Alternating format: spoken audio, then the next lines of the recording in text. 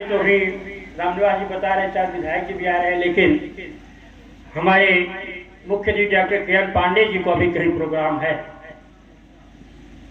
K. N.. Pandey ji के विषय में तो मैं बहुत कुछ नहीं कह पा रहा हूँ, हमारे छोटे भाई हैं, लेकिन इनको जब समाज सेवा के क्षेत्र में देखता हूँ तो जरूर इतना सब हमारे मुंह से निकल जाता है कि समर में घाव जो खाता उसी का मान होता है।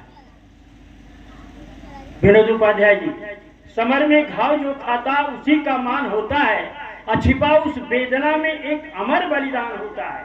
और सृजन में चोट जो सहता है छेनी और हथौड़े का, सृजन में चोट जो सहता है छेनी और हथौड़े का, वही पाषाण मंदिर में कहीं भगवान होता है, वही पाषाण मंदिर में कहीं भगवान होता है। अपनी चढ़ती तरुणाई में जब भर्ती हुई जवानी थी तो आप मिलिट्री भर्ती हो गए और सीमा पर जाकर के देश की रक्षा के लिए लड़े, और जब वहां से अनुभव प्राप्त कर लिए सेवा करने का, तब समाज की सेवा करने के लिए आ गए, जो सबसे कठिन काम है।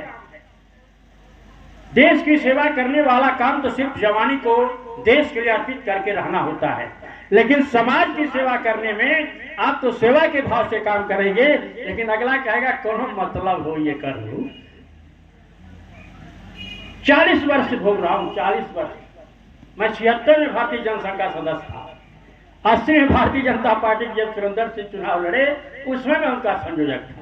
अटल बिहारी वाजपेयी जब उतरे थे इस तिराहे पर, सगन क्षेत्र वाले तिराहे को उतरे थे, उसमें चौकी लगा करके हम बैठे थे। लेकिन समाज में मैं जब के.एन. पांडे जी को देखता हूं तो जरूर हमारे दिल में एक बात आती है कि हर व्यक्ति अपने उस अनुभव को समाज में उतार करके सेवा करने का भाव रखता है। ऐसे लोगों का सम्मान होना चाहिए, और ऐसे लोग यदि समाज में उतर करके समाज सेवा का काम करें तो निश्चित रूप से समाज का कल्याण होगा। ऐसे डॉक्टर के.एन. पांडे जी को, जो हमारे जिले के चिकित्सा प्रकोष्ठ के संयोजक हैं और मैक्सवेल हॉस्पिटल के डायरेक्टर कहले, निदेशक कहले, जो भी कहले, समाज सेवा में आप लोगों ऐसे व्यक्ति को मैं आमंत्रित करता हूं कि आवें और अपना विचार व्यक्त करें। हमारे अभिभावक ने हमें टोका बहुत सही जगह पर कि आप पूरा नाम लीजिए। दिल्ली में एक रोड है रामकृष्ण, उसका नाम है आर.के. रामकृष्णपुरम को आर.के. पुरम कहते हैं। यह दुनिया साथ में चल रही है। अब कृष्णानंद जी का ये आनंद देने के लिए है, हो गया। हाँ, लेकिन जानना चाहिए, यह आपने बहुत सही जगह तुम्हारे अभिभावक ने टोका है कि असली नाम को जानना चाहिए। हम नाम रखे हैं कृष्णानंद और के.एन. पांडे कहते हैं, वह कृष्ण का आनंद कहाँ मिल रहा है। माता पिता ने जब रखा होगा तब सोचा होगा ये कृष्णानंद कहूंगा तो मुझे भी आनंद मिलेगा, और हम लोग उसको कहते ही नहीं, के.एन. पांडे कह देते हैं। ऐसे कृष्णानंद जी को मैं आमंत्रित करते हैं। भारत माता की, भारत माता की, महाकालेश्वर महादेव की, महाकालेश्वर महादेव की, कीनाराम बाबा की बहुत बहुत धन्यवाद। बड़े भैया श्री राजेंद्र पांडे जी, जो कुशल वक्ता भी हैं, संचालक भी हैं, और हम सभी लोग इसे प्रेरणा लेकर के आज समाज सेवा कर रहे हैं।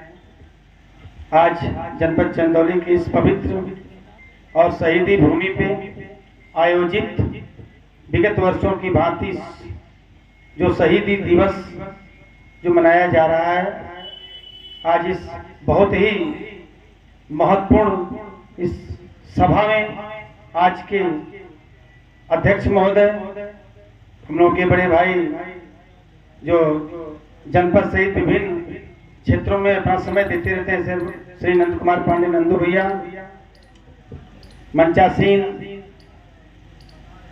इस क्षेत्र की नेता, या मैं कह सकता हूं कि सबसे बड़े राजनीतिक घराने की बहू, खुद की वरिष्ठ नेता, नेत्री और नेता, हम तो नेता ही मानते हैं, जिनको मैं लगातार देखता रहता हूँ, चुनाव भी लड़ी हैं और तमाम इनका जीवन संघर्षों से रहा है। निश्चित तौर पे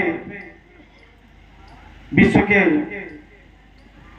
नेता श्रीमान नरेंद्र मोदी जी के सबका साथ, सबका विकास, सबका विश्वास से प्रभावित होकर के अपनी राष्ट्रवादी विचारधारा के अंतर्गत भारतीय जनता पार्टी की सेवा करने के लिए उन्होंने भारतीय जनता पार्टी ज्वाइन किया है। मैं समस्त चंदौली और यहाँ के भारतीय जनता परिवार, यहाँ के क्षेत्रीय सदस्यों की तरफ से आपका मैं स्वागत करता हूँ, वंदन करता हूँ। अभी मैं आपको सुन भी रहा था, बहुत अच्छा वक्ता भी हैं। साथ ही मंच पे चूंकि हमारे मंडल अध्यक्ष जी भानु भैया ने पूरा नाम ले लिया है, आप लोग थक भी गए मुझे लग रहा है बैठे बैठे, तो मैं मंच को बबलू भैया सहित और हमारे वीरेंद्र भैया जो आज के ये प्रबंधक जी सहित मैं सभी को मंच पर बैठे हुए आए हुए मीडिया के साथी, शासन प्रशासन के लोग, मैं सभी को साथ में रोहित जी और यहाँ सबको सहित सब प्रणाम करता हूँ। इस कार्यक्रम में आप लोग आए हैं, सबका अभिवादन करता हूँ, धन्यवाद देता हूँ। समय बहुत ही कम लूंगा। अनिल यादव जी हमारे मित्र बैठे हुए हैं और हमारे सेना के साथी यहाँ बैठे हैं, इनका नाम अभी नहीं आया, यहाँ के ग्राम प्रधान अरविंद जी, हम लोग साथ में कारगिल में रहे हैं, मैं उनका भी मंच पर स्वागत करता हूँ। उन्हीं के गाँव में बहुत सारे वक्ताओं ने बड़े मुख्य मुख्य बातें कही हैं, उसमें सिर्फ मैं अपनी दो बातें जोड़ता हूँ। संख्या बल देकर कभी हताश नहीं होना चाहिए, क्योंकि जिस संगठन के लिए हम लोग काम करते थे, कर रहे हैं, और वहां पे जो लोग काम करते थे, बहुत सारे लोग हमारे वरिष्ठ सामने बैठे हुए हैं, 2-2, 3-3, 4-4 की संख्या में चलते थे तो लोग इनका उपहास उड़ाते थे, हंसते थे, ये संघ वाले, ये भाजपा वाले जा रहे हैं, इनको कोई पूछता नहीं है, झोला लेके ढोते रहते हैं। लेकिन उनकी ये शक्ति, उनका परिश्रम, जो लगातार उनका संघर्ष रहा है कि आज भारत को विश्व पटल पर नरेंद्र मोदी जी ने स्थापित कर दिया है।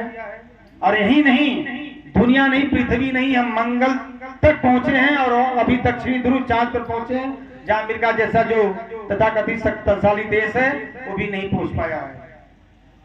तो निश्चित तौर पे प्रतिभाएं हमारे देश के अंदर छिपी हुई हैं। प्रतिभाओं का पलायन हो रहा था। जो वैज्ञानिक पश्चिमी देशों के लिए काम करते थे, आज ऐसा नेतृत्व मिला है हम सभी लोगों को कि वो लोग आज हिंदुस्तान के लिए, भारत माता के लिए काम कर रहे हैं। जैसा कि हमारे पूर्व के वक्ताओं ने और शालिनी जी ने कहा है कि भारत को अब विश्व गुरु बनने से कोई रोक नहीं सकता है।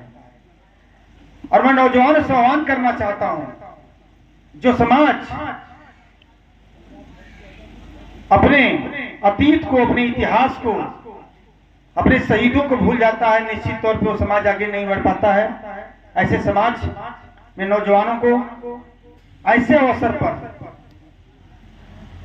जहां पे एक नौजवान के दिल में देश के लिए धड़कनें होनी चाहिए, उनका रोआ रोआ खड़ा हो जाना चाहिए जब किसी शहीद का शव जो उसके गांव की तरफ आए, जब कहीं शहीद के स्थल से वो कहीं से गुजरे, जब कहीं शहीद की स्मृति, जब कहीं बातें आए, उसके मन में, उसका मन रोमांचित होना चाहिए, रोआ रोआ उसको रोमांचित हो जाना चाहिए। भीड़ भले ही कम है, लेकिन बहुत ही प्रमुख लोग बैठे हैं यहाँ पे, और मैं हृदय के अनंत गहराइयों से हमारे जो गुरु जी हैं श्री राम निवास पाठक जी और कमलाकांत पांडे जी, आप लोगों को मैं धन्यवाद देता हूं, आभार व्यक्त करता हूं और विश्वास दिलाना चाहता हूं, चाहे वो सामाजिक